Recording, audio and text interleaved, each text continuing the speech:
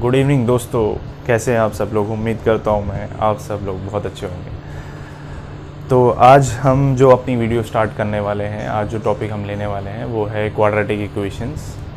तो quadratic equations क्या होती है, कैसे इसके क्वेश्चंस बनते हैं, किस तरह के क्वेश्चंस आते हैं एग्ज़ाम्स में, कॉम्पिटिटिव एग्ज़ाम्स में, और इसको सॉल्व करने के क्या क्या मेथड हो सकते हैं वो आज हम देख लेते हैं। तो चलिए हेडिंग लगा लीजिए, आप क्वाड्रेटिक इक्वेशंस हेडिंग लगा लीजिए।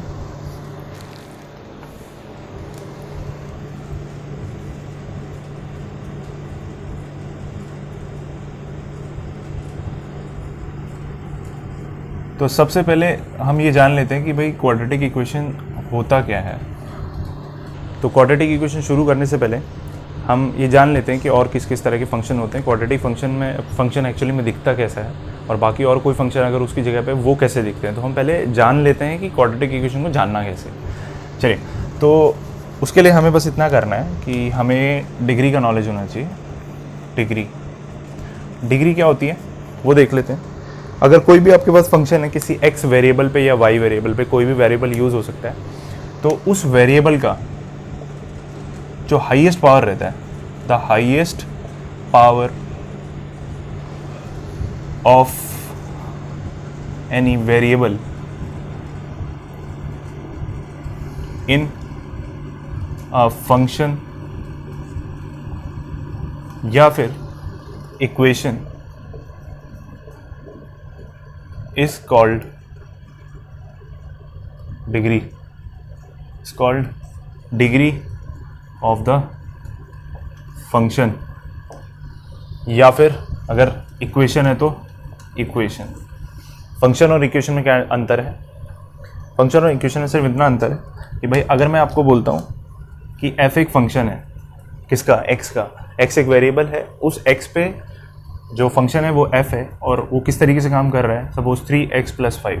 तो यहाँ पे क्या आप देख पा रहे हैं, यहाँ पे x एक वेरिएबल है, x की आप कोई भी वैल्यू डालोगे उससे रिलेटेड आपकी वैल्यू जो आएगी वो fx की आएगी। तो f एक फंक्शन है, किस पे वर्क कर रहा है वो वर्क कर रहा है x की वजह से। तो दिस इज अ फंक्शन। अगर मैं इस फंक्शन को इक्वेट कर दूँ किसी नंबर से, लाइक सबसे बेसिक इक्वेशन है 3x + 5, अगर इसी इक्वेशन को मैं इक्वल टू 0 कर दूँ, अगर इक्वेट कर दूँ, तो इक्वेट करते ही इस फंक्शन का नाम अब क्या बन जाएगा? इस फंक्शन का नाम अब बन जाएगा इक्वेशन। सो इक्वेशन हो या फंक्शन हो, अगर हाईएस्ट पावर हमने देख ली, the highest power of any variable in a function, तो वही हमारी क्या कहलाती है? डिग्री। बात क्लियर है? डिग्री समझ में आई? ठीक है। तो अब डिग्री के बेसिस पे मैं मिटा देता हूं इसको। अब डिग्री के बेसिस पे हम ये बता सकते हैं कि फंक्शन किस टाइप का है, फंक्शन या इक्वेशन किस टाइप की है, वो देख लेते हैं।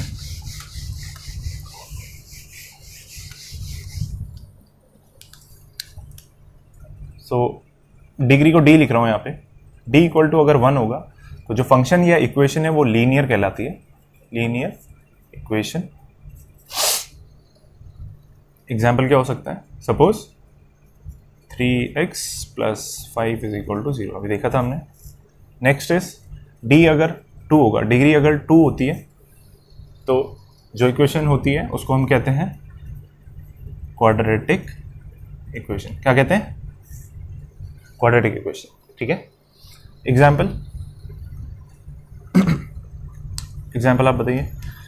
जैसे 3x² + 2x + 5 = 0, कैसे हुआ ये एग्जाम्पल? आप मुझे बताओ कि x की पावर क्या है? x की पावर यहाँ पे 1 है, अगर यहाँ पे कुछ नंबर नहीं लिखा तो 1 है। यहाँ पे क्या है? यहाँ पे तो x की पावर 0 बोल सकते हैं ना हम। x की पावर 0 बोले, x की पावर 0 1 ही होता है, तो इसको लिखना ना लिखना बराबर है। हाँ, तो x की पावर 1 और 2। जो मैक्सिमम पावर की अगर बात करूँ x की, तो वो क्या है? यहाँ पे 2 है। जैसे ही आपने देखा कि भाई मैक्सिमम पावर x की 2 है, तो डिग्री आपकी क्या हो जाती है? 2, और ये इक्वेशन क्या बन जाती है? Quadratic equation. तो इस तरीके से आप क्वाड्रेटिक इक्वेशन को पहचान सकते हैं, डिग्री अगर 2 है। अगर डिग्री 3 हुई, अगर डी की वैल्यू 3 है, हाईएस्ट पावर की वैल्यू 3 है, तो उस इक्वेशन को हम क्या बोलते हैं? उस इक्वेशन को बोलते हैं हम क्यूबिक इक्वेशन। ठीक है। एग्जाम्पल हो गया आपका, सपोज 2x³ + 3x² + 2x + 5 = 0, ये लिख दिया हमने। तो आप यहाँ पे देख पा रहे हैं कि x की वैल्यू जो है हाईएस्ट पावर, वैसे तो बहुत सारी पावर्स है, हाईएस्ट पावर जो है यहाँ पे 3 है और D3 को हम बोलते हैं क्यूबिक इक्वेशन, तो ये एक क्यूबिक इक्वेशन है। अच्छा, अगर हम क्वाड्रेटिक इक्वेशन की बात फिर से करते हैं यहाँ पे, तो ज़रूरी नहीं है कि डिग्री 2 होने के बाद ये अदर टर्म्स भी होना, ऐसा ज़रूरी नहीं है, कांस्टेंट हो सकता है। सपोज करते हैं 2x square plus 3 is equal to 0, ये एक इक्वेशन है। अब ये बोलूँ मैं कि कौन सी इक्वेशन है, आप क्या बोलेंगे? आप बोलेंगे क्वाड्रेटिक इक्वेशन। क्यों? Because highest power is 2। इससे फर्क नहीं पड़ता दोस्तों कि x की पावर और कोई 1 या 0 है कि नहीं है इक्वेशन में, मतलब 2 है बट 1 भी होनी चाहिए 0 भी होनी चाहिए, ऐसा कोई ज़रूरी नहीं है। तो ये अभी भी क्वाड्रेटिक इक्वेशन है। वैसे यहाँ पे भी 3 मैक्सिमम पावर होनी चाहिए x की या किसी भी वेरिएबल की, बट ये 2, 1, 0 हो ना हो ज़रूरी नहीं है। तो यहाँ पे और कोई example 3x³ plus x equal to 8 लिख दिया, तो ये भी एक क्यूबिक इक्वेशन है। ठीक है, क्लियर है? मिटा दो इसे, लेफ्ट वाला पोर्शन मिटा देता हूं। तो अगर डिग्री 3 से ज्यादा हुई, अगर डिग्री 3 से ज्यादा हुई, लाइक क्या हो सकती है वैल्यू? 4, 5, 6, मतलब जो हाईएस्ट पावर है किसी भी वेरिएबल की अगर 3 से ज्यादा है तो उसको क्या बोलेंगे? उसको नॉर्मल हम पॉलिनोमियल फंक्शन ही बोलते हैं। पॉलिनोमियल फंक्शन, उसकी एक ही कैटेगरी हमने बना दी है पॉलिनोमियल फंक्शन की, और उस पर बेस्ड जो क्वेश्चन हैं आपके वो यूजुअली क्वाड्रेटिक इक्वेशन की हम बात कर रहे हैं, तो उस पर हम बात अभी फिलहाल के लिए नहीं करेंगे। तो यहाँ पे जैसे अगर एग्जाम्पल चाहिए आपको तो वो हम लिख सकते हैं 3x⁴ plus 4x³ plus 2 is equal to 0 हो गया, या फिर x⁵ प्लस 6 इक्वल टू 0 हो गया। कुछ भी इक्वेशन जिसमें भी आपकी हाईएस्ट पावर जो यहाँ पे 4 है, यहाँ पे 5 है, कोई भी पावर जो है 3 से अगर बड़ी है उसको नॉर्मल पॉलिनोमियल फंक्शन बोलेंगे, नॉर्मल पॉलिनोमियल फंक्शन। ठीक है, चलिए मिटा देता हूँ इसको और क्वाड्रेटिक इक्वेशन की हम बात स्टार्ट करते हैं।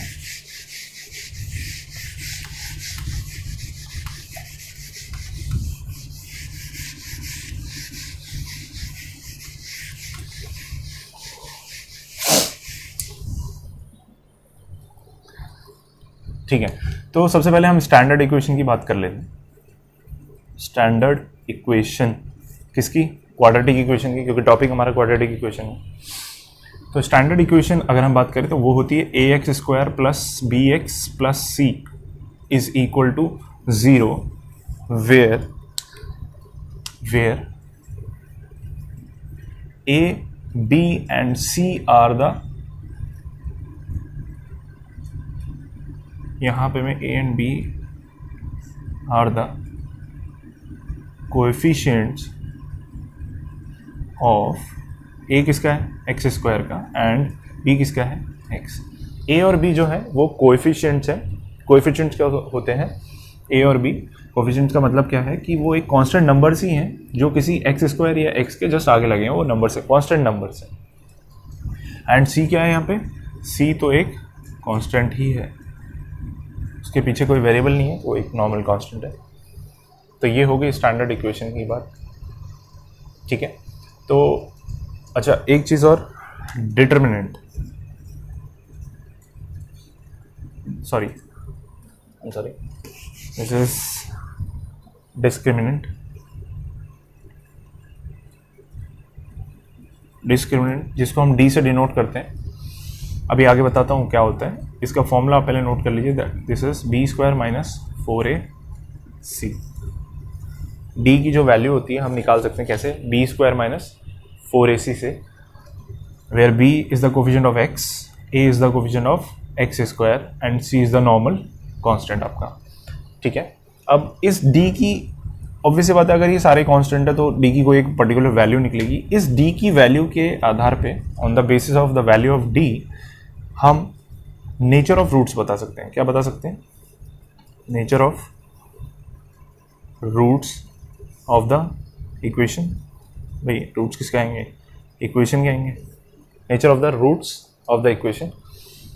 तो अगर d की वैल्यू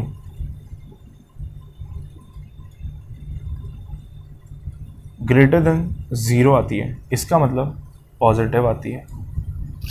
अगर d की वैल्यू 0 आती है तो जो रूट्स होंगे वो रियल एंड डिस्टिंक्ट रूट्स होंगे।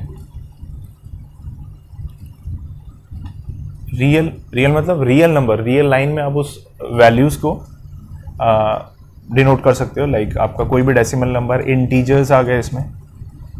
इन नंबर सिस्टम के बारे में जब हम पढ़ेंगे तो अलग से हम रियल नंबर्स क्या होते हैं, कॉम्प्लेक्स नंबर्स क्या होते हैं, फ्रैक्शनल नंबर्स क्या होते हैं, वो सारी डिटेल्स, इंटीजर्स क्या होते हैं, सारी डिटेल में पढ़ेंगे। अभी जस्ट इतना है कि रियल नंबर्स की हम बात करें, इंटीजर्स हो गया, इसमें आपका नेचुरल नंबर्स आ गया,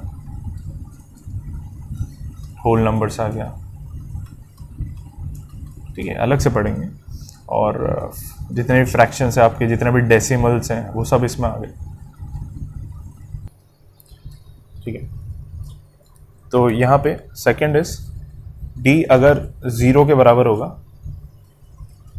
डी अगर ज़ीरो के बराबर होगा तो जो रूट्स आएंगे वो रियल तो होंगे पर डिस्टिंक्ट नहीं होंगे। Real and equal roots, this is equal roots. Distinct मतलब होता है दो अलग अलग, और अगर डी ज़ीरो हुआ, एग्जैक्टली ज़ीरो हुआ, तो इक्वल रूट्स आएंगे। थर्ड केस बनता है आपका D is less than zero, और डी जब भी लेस देन ज़ीरो होगा तो रूट्स कैसे बनेंगे, रियल नहीं बनेंगे, नॉट रियल। तो फिर अगर रियल नहीं है तो क्या बोलते हैं उसको, इमेजिनरी रूट्स होंगे। और डिस्टिंक्ट या नॉट डिस्टिंक्ट की बात नहीं करेंगे, बस रियल नहीं होंगे तो हम इससे आगे बात नहीं करेंगे, क्योंकि वो कॉम्प्लेक्स नंबर्स हो जाते हैं, और कॉम्प्लेक्स नंबर्स हमारे सिलेबस में फ़िलहाल तो नहीं है। आगे देखते हैं, ठीक है, एक मिनट।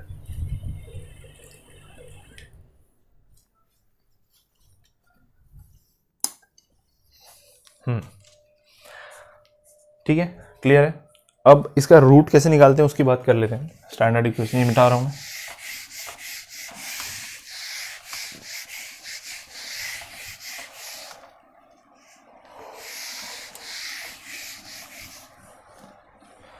अगर मुझे इक्वेशन का रूट निकालना है, कोई भी इक्वेशन मुझे गिवन है और उसका मुझे रूट निकालना है, तो जो वैल्यू होगी एक्स की वो डी पे डिपेंड करती है। डी की वैल्यू हमने इसलिए निकाली है, और वो होती है minus B plus minus under root of D upon में 2a।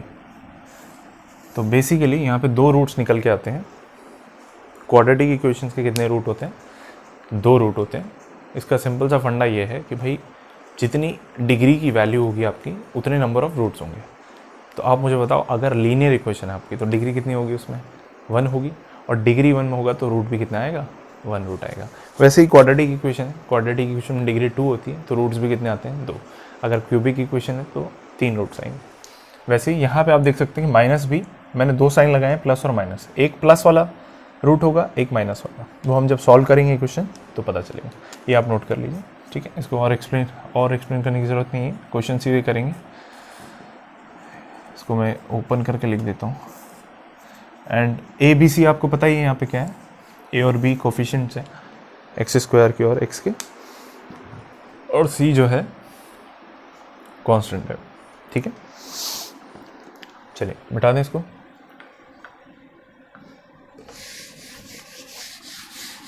अब सीधे हम क्वेश्चन पे आते हैं। एक इक्वेशन उठाते हैं और सॉल्व करने की कोशिश करते हैं। तो पहली इक्वेशन जो मैं ले रहा हूँ यहाँ पे वो ये है, X square plus 5x plus 6 is equal to 0। अच्छा, तो क्वाड्रेटिक इक्वेशन है कि नहीं है, डिग्री 2 है x की, तो क्वाड्रेटिक इक्वेशन है, ठीक है। पहले डी वाले मेथड से हम सॉल्व करके देखते हैं। First method is of D. अगर आप इसको स्टैंडर्ड इक्वेशन से कंपेयर करोगे, that is A X square plus B X plus C is equal to 0, ये आपको दिमाग में रखनी है। तो ये आप मुझे बताओ जस्ट कंपेयर करके इन दोनों इक्वेशंस को कि ए बी सी की वैल्यू क्या होगी। भाई ए है इसका एक्स स्क्वायर का कोफिशिएंट, एक्स स्क्वायर का कोफिशिएंट इधर कितना है, 1 है।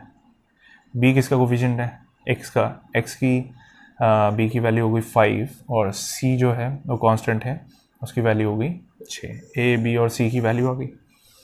अब हमें किस में डालना है, हम इस डी वाले फॉर्मूले में डाल देते हैं। डी का फॉर्मूला आपका बी स्क्वायर माइनस 4ac। तो यहाँ से डी की वैल्यू निकाल लेते हैं। बी बताओ कितना है, 5 का स्क्वायर माइनस 4, ए है आपका 1 और सी है 6, 25 24 1 आया, तो डी जैसा आप देख रहे हो डी ग्रेटर देन 0 है, तो आपके जो आएंगे वो रियल रूट्स आएंगे और distinct, real and distinct roots आएंगे आपके।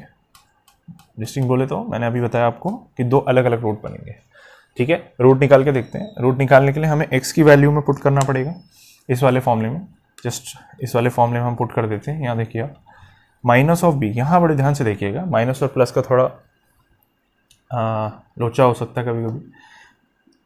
b की वैल्यू कितनी है 5 plus minus B square minus 4ac। और जैसे कि आपने d की वैल्यू निकाल ही ली है तो हम डायरेक्टली इसमें पुट कर देते हैं। भाई d है यहाँ पे, तो d की वैल्यू कितनी 1 रख दी, अपॉन में 2, a की वैल्यू दिख रही है यहाँ पे 1 है, तो कितना है ये। अच्छा, अब यहाँ से हम इसको अलग कर सकते हैं। मैं यहाँ से बोल सकता हूँ कि एक वैल्यू जो होगी हमारी वो होगी -5 प्लस √1। रूट ओवर ऑफ 1 क्या होता है 1 ही होता है, और 2 × 1 2। यहाँ से आया -4/2 दैट इज़ -2। पहला रूट आपका क्या आ गया -2। सेकेंड रूट निकालने के लिए इसी पे जाएंगे हम। एक बार हमने प्लस कंसिडर किया था, एक बार हम माइनस कंसिडर करेंगे। Minus root over of 1 is 1 divide by 2, -6/2 -3। ठीक है, 2 और 3 नेगेटिव में, ये दोनों आपके क्या हो गए रूट्स। और रूट्स मतलब अगर ये वैल्यूज़ x = -2 अगर आप इस इक्वेशन में पुट करते हो इंडिविजुअली तो आपको ये इक्वेशन कितना देगा 0 देगा। ठीक है, तो कैसे रूट्स निकालना है डी मेथड से वो हमने सीख लिया है। मिटा दो इसको। नेक्स्ट मेथड हम देख लेते हैं जो हमें अप्रोच करना है। ये हम बार बार अप्रोच नहीं करेंगे, नेक्स्ट मेथड हम अप्रोच कर सकते हैं। मिटा देता हूँ इसको ना।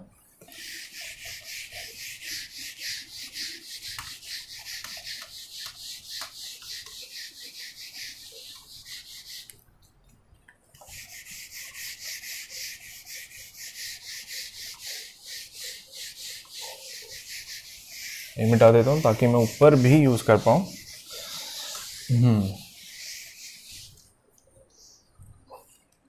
तो क्वेश्चन था हमारा x² + 5x + 6 = 0। तो सेकंड जो मेथड है उसको बोलते हैं middle term splitting method. Middle term splitting method. ठीक है,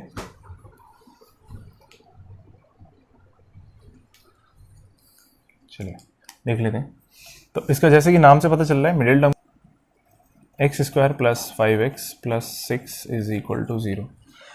तो इस मेथड में आपको करना क्या है, जो आपका c की वैल्यू है यहाँ पे 6 और जो यहाँ पे a की वैल्यू है जो दिख नहीं रही है पर यहाँ पे क्या है 1 है, इन दोनों का आपको प्रोडक्ट लेना है। प्रोडक्ट लेना है, यहाँ पे हम प्रोडक्ट लेंगे इसका 1 और 6 का प्रोडक्ट क्या आ जाएगा 6 आ जाएगा। और 6 का आपको प्राइम फैक्टराइजेशन करना है, भाई आपको इसके फैक्टर्स निकालने हैं। तो क्या हो जाएगा, आप किससे घटेगा, ये 2 से घटेगा 3 टाइम्स, 3 से घटेगा 1 टाइम्स। तो मैं बोल सकता हूँ कि 6 के फैक्टर कितने हैं 2 × 3। ये दो फैक्टर्स का एडिशन या फिर सब्ट्रैक्शन करने पे ये बीच वाला नंबर आना चाहिए, तो आप उन दोनों फैक्टर्स को कंसिडर कर सकते हो। ठीक है, तो आप मुझे बताओ 2 और 3 को ऐड करेंगे यहाँ पे, तो किस तरीके से हम क्वेश्चन में लिख सकते हैं। x² + 5 को हम क्या लिख सकते हैं 2 + 3, इन दोनों का यूज़ करने के 2 + 3 x + 6 = 0 ऐसे लिख सकते हैं। इसको एक्सपैंड किया, इसको और ओपन अप करते हैं, मल्टीप्लाई किया +3x + 6 = 0। इन दोनों टर्म्स को और इन दोनों टर्म्स को अलग अलग एक पेयर अप करना है। इन दोनों टर्म्स में से x कॉमन निकाल सकते हैं, तो ये निकालिए x प्लस बचेगा क्या 2, और यहाँ से x निकालेंगे x² हो गया प्लस 2x। अब आपको नेक्स्ट फैक्टर निकालते हुए ध्यान देना है कि सेम चीज़ यहाँ पे भी करनी है जैसे यहाँ पे किया, बट जो ब्रैकेट में आप यहाँ पे लिख रहे हो ना x + 2, उसको सेम चीज़ यहाँ पे भी कॉमन निकालनी है। तो कुछ ऐसा यहाँ से कॉमन निकालो कि यही चीज़ यहाँ पे रिपीट हो जाए। तो देखो आप इस चीज़ में से अगर आप 3 बाहर निकाल देते हो तो ब्रैकेट में क्या बचेगा x + 2 जो कि सेम।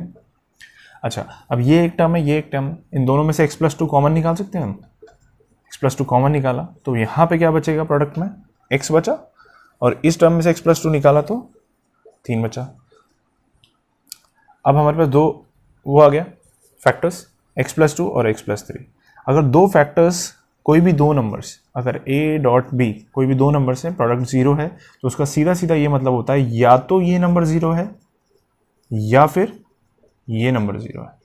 तो अगर ऐसा हम देखें कि अगर x+2 सपोज 0 है तो यहाँ से x इक्वल टू कितना आता है, यहाँ से x इक्वल टू कितना आता है, -2 आता है। और अगर यहाँ से x+3 को 0 रख दें तो x इक्वल टू कितना आ जाएगा, -3। तो फिर से वही आंसर्स हैं, देख रहे हैं आप, -2 और -3। तो ये आपके हो गए middle term splitting method. Clear है आप सबको, समझ में आया, कोई दिक्कत? आई होप कि आप सबको समझ में आया होगा। बहुत इजी मेथड है। अभी आगे हम और भी क्वेश्चंस करने वाले हैं, ठीक है, मिटा दो इसको। अब सेम मेथड को हम एक अलग अंदाज में करेंगे। मेथड सेम है, यही उसका फंडा है, उसको थोड़ा अलग अंदाज में करेंगे। वो कैसे करेंगे? बट मेथड सेम है एकदम। 1 और 6 का प्रोडक्ट लिया आपने, 1 और 6 का प्रोडक्ट लेने पे 6 आता है, उसका फैक्टर्स निकालें 2 और 3, 2 और 3।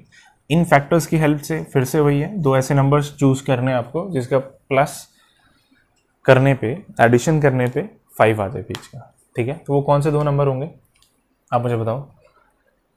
कई बच्चे कहते हैं कि सर हम यहाँ पे 6 लेंगे, यहाँ -1 लेंगे, ठीक है, आप लेके देखो, ट्राई करते हैं। भाई 6 में से -1 किया तो 5 आ गया, बराबर है, बिल्कुल कोई दिक्कत नहीं है। पर इस मेथड की कंडीशंस क्या है कि इन दोनों नंबर्स का जो प्रोडक्ट है वो इसके बराबर होना चाहिए, और जो एडिशन है वो इस नंबर के बराबर होना चाहिए। तो 6 और -1 करते जैसे ही ऐड करेंगे तो 5 तो आ जाएगा, एडिशन आ जाएगा, बराबर है। Second equation, second condition check करिए, 6 × -1 -6 होता है, बट आपके पास कितना है यहाँ पे, +6। क्लियर है बात को? तो ये फैक्टर्स हम नहीं ले पाएंगे, ये फैक्टर्स नहीं ले पाएंगे। नेक्स्ट फैक्टर्स हम क्या ले सकते हैं, 2 और 3, +2 +3। तो कंडीशन चेक करते हैं, दोनों को ऐड किया 5 आ रहा है, पहली कंडीशन सेटिस्फाई है, और दोनों का प्रोडक्ट लिया +6 आ रहा है, तो उसी कंडीशन भी सेटिस्फाइड है। तो हम यही फैक्टर्स हम ले लेते हैं और इसी पे हम काम करेंगे। तो हम सीधे इस मेथड में हमें क्या करना है, 2 और 3 दोनों प्लस में है, हमने प्लस में कंसिडर कर लिया है। और नेक्स्ट स्टेप क्या है, नेक्स्ट स्टेप में आप दोनों फैक्टर्स का साइन चेंज कर दो, सीधा सीधा साइन चेंज कर दो दोनों फैक्टर्स का। अगर प्लस है तो माइनस, माइनस दो तो प्लस, मैंने माइनस कर दिया। और डिवाइड बाय करना है आपको ए की वैल्यू से, डिवाइड बाय क्या करना है, ए की वैल्यू से। तो डिवाइड बाय ए करो आप 1 1, इस केस में तो ए 1 ही है तो डायरेक्टली डिवाइड किया 1 से। तो यहाँ पे पहला फैक्टर जो आपको तैयार होता है -2 और दूसरा -3। मतलब ये जो है वैल्यूज़ हैं, ये रूट्स हैं बेसिकली एक्स के, जो हमारी वैल्यूज़ पहले भी आई रही थी, ठीक है, समझे आप बात को। पहले रूट्स निकाले, फैक्टर्स निकाले, सेटिस्फाई करी दोनों कंडीशंस, यहाँ पे लिख दिए फैक्टर्स, जस्ट साइन रिवर्स कर दिया और डिवाइड बाय ए कर दिया। क्लियर है? नेक्स्ट क्वेश्चन करते हैं, आपको क्लियर होगा। तो अब हम इसी मेथड पे काम करेंगे, बिकॉज डी वाला मेथड आप कभी भी कर सकते हैं सॉल्व, क्योंकि बहुत बड़ी बात नहीं है उसमें, और मिडिल टर्म स्प्लिटिंग भी यूज़ कर ही सकते हैं। ठीक है, नेक्स्ट जो क्वेश्चन है हमारे पास वो है x² + 5x - 6।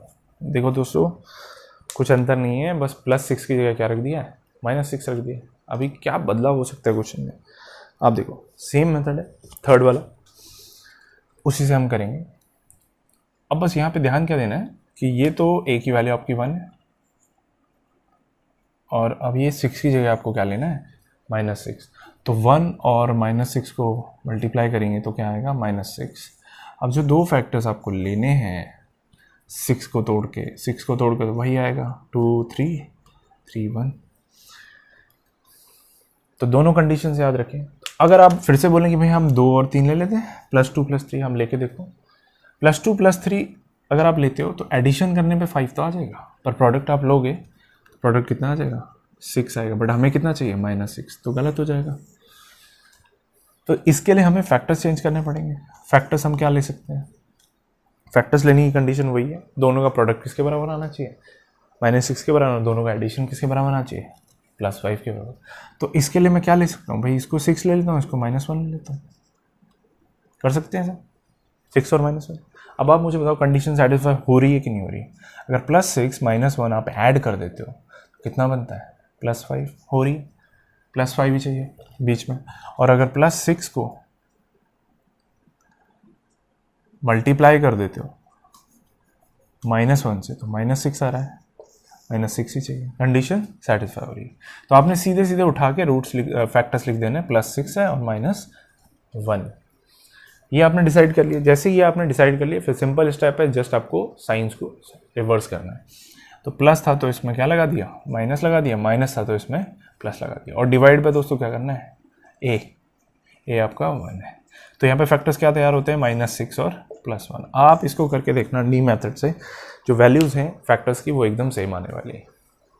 क्लियर है, एकदम क्लियर है सबको। चलो नेक्स्ट क्वेश्चन देखें, थोड़ा आगे बढ़ते हैं। एक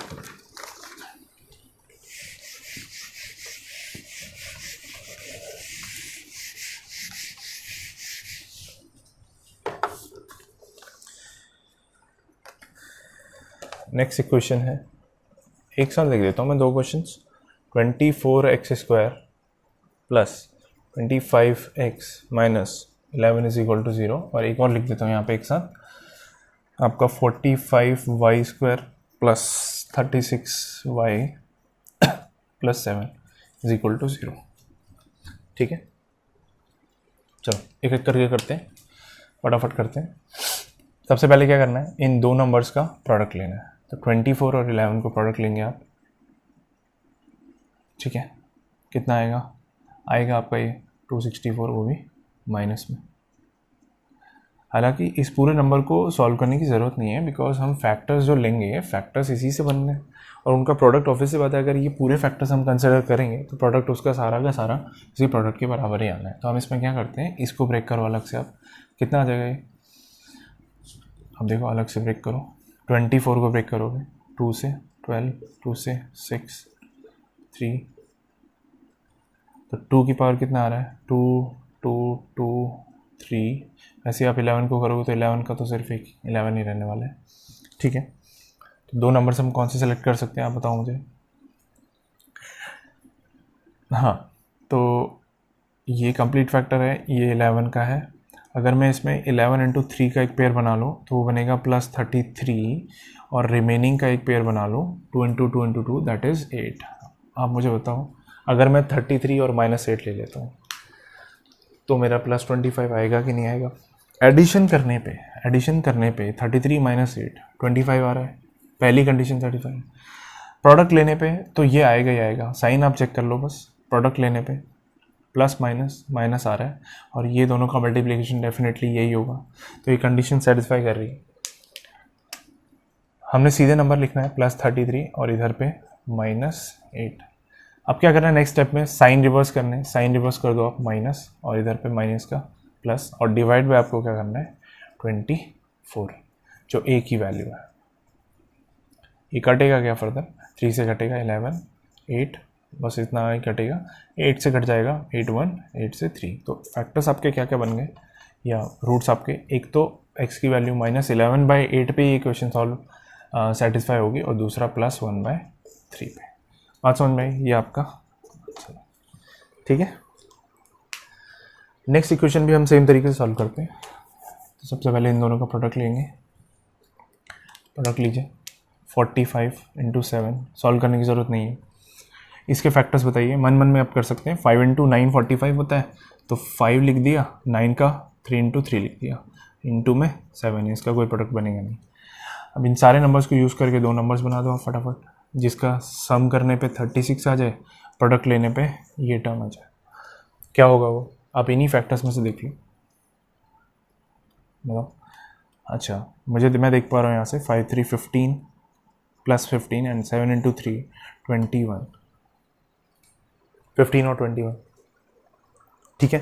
15 और 21 का अगर हम एडिशन करेंगे तो कितना आ रहा है, 36 बराबर है। 15 और 21 का प्रोडक्ट लेंगे तो वो सेम आएगा जितना यहाँ पे था, विद पॉजिटिव साइन। तो हमारे जो दो नंबर सेलेक्ट हुए हैं वो एकदम ठीक है। 15, 21 वो भी प्लस साइन के साथ।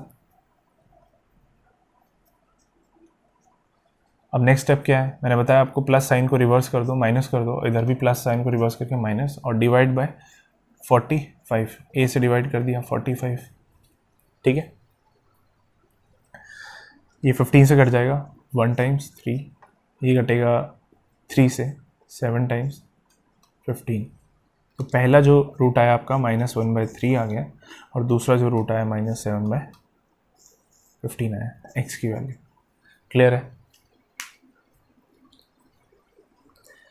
क्लियर है? ठीक है। नेक्स्ट एक दो क्वेश्चन और ले लेते हैं, ये मिटा देता हूँ, एक दो क्वेश्चन और ले लेते हैं, देखते हैं।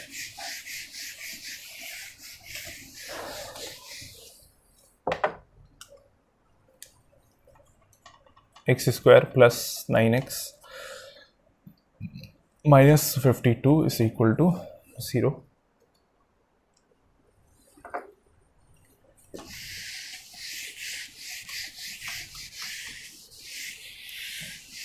यहाँ भी ले लेते हैं क्वेश्चन लास्ट। 12y²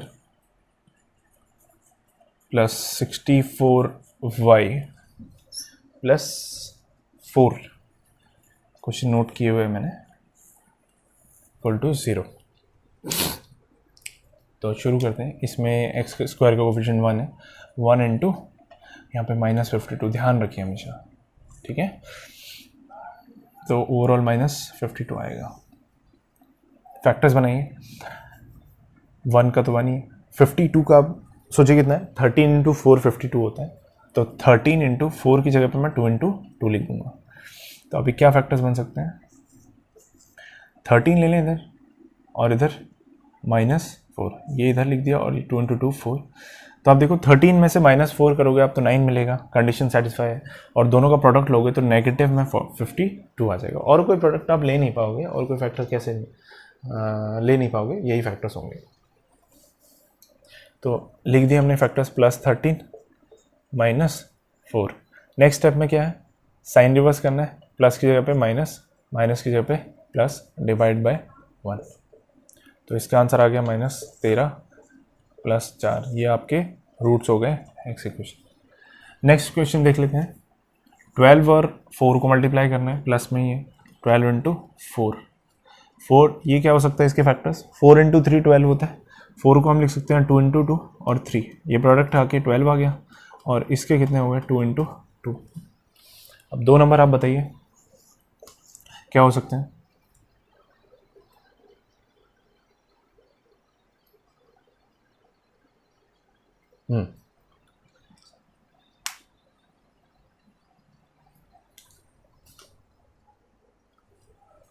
मेरे ख्याल से थोड़ा मिस्टेक है क्वेश्चन में, एक्चुअली इसका प्रोडक्ट कभी भी 64 नहीं बनेगा, इधर एक्चुअली 16 था, सॉरी 16 है, यस। 12y² + 16y + 4, yes. अब बताइए, तो यहाँ से दिख रहा है इन तीनों का मल्टीप्लाई करेंगे हम, कितना आएगा 12, और यहाँ पे 4, तो +12 और +4 को हम ले सकते हैं, जिसका एडिशन करने पे 16 आ रहा है और प्रोडक्ट करने पे 48 आ रहा है, ठीक है ना, 48 आ रहा है। तो ये दोनों नंबर्स हमने लिए, +12 इधर लिखा हमने +4। नेक्स्ट हम प्लस की जगह पे क्या लिखेंगे, माइनस, इधर भी माइनस, और यहाँ पे डिवाइड बाय a। 12 कैंसिल हुआ, 0 नहीं होगा, 1 होगा, तो यहाँ -1 आ गया पहला, दूसरा कितना आ गया -1/3, ठीक है। क्लियर है? कैसा लगा आपको आज का वीडियो? लाइक ज़रूर करें अगर समझ में आया है, अच्छा लगा है आपको, लाइक ज़रूर करें, सब्सक्राइब करें चैनल को, ताकि ऐसे ही वीडियोस हम और बनाएं, ताकि मैथ्स सारा हम कॉम्पिटिटिव एग्ज़ाम्स का कवर करने वाले हैं इन फ्यूचर। जितने भी आपके कॉम्पिटिटिव एग्ज़ाम्स हैं, आपके गवर्नमेंट एग्ज़ाम्स हो गए, SSC, banking, Railways, NTPC, SI, जितने भी एग्ज़ाम्स हैं, और आपके MBA के एग्ज़ाम्स हैं, MBA के एग्ज़ाम्स की मैथ्स भी हम कवर करेंगे, क्वांट। मैं पर्सनली खुद ही मैथ्स का पोर्शन क्लियर पूरा करूँगा।